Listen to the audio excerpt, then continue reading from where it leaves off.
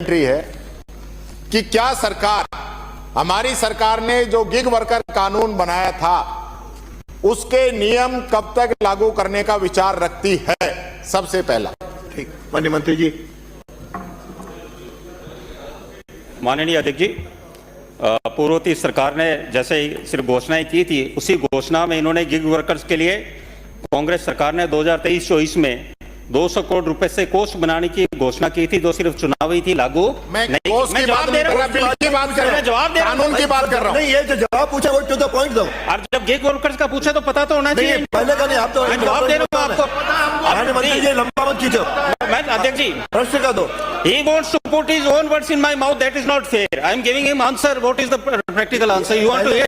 You don't want to listen. I want to. पहले का इतिहास बताने की आवश्यकता नहीं है। आप तो गिग वर्कर्स का ही बता रहा हूँ साहब, इनका प्रश्न, आपका इनका प्रश्न है। हाँ, और सरकार गिग वर्कर्स कानून के लिए मंत्रिमंडलीय समिति के पास विचार में है और नियम माननीय मुख्यमंत्री जी के पास विचार में है। और मुझे बताते हुए आपको हर्ष है कि वर्तमान सरकार ने बजट घोषणा में 350 करोड़ रुपए की घोषणा की है, जो गिग वर्कर्स और संगठित वर्कर्स के लिए की है। ये भाजपा सरकार। माननीय अध्यक्ष महोदय, मेरा पहले वाला क्वेश्चन है, हमने 200 की घोषणा की, आपने 350 कर दी। हम लागू करेंगे।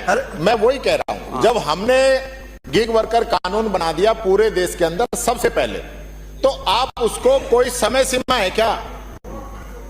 उसकी समय सीमा है क्या, कब लागू कर देंगे? उसके बाद दूसरा पूछूंगा।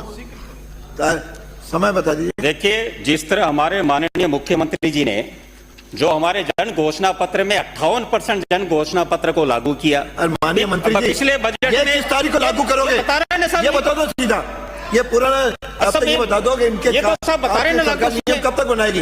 नियम बता दो।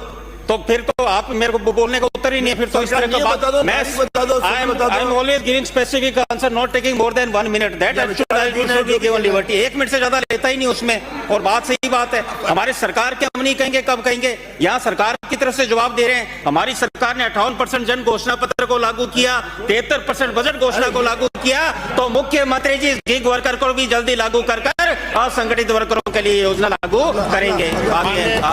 अध्यक्ष जी, कोई बात नहीं, ताली जो बजा रहे हो ना, आप घोषणा पत्र की बात कर रहे हो ना, घोषणा पत्र में लेबर के लिए 4 घोषणा थी, एक भी लागू नहीं किया आज तक, एक भी।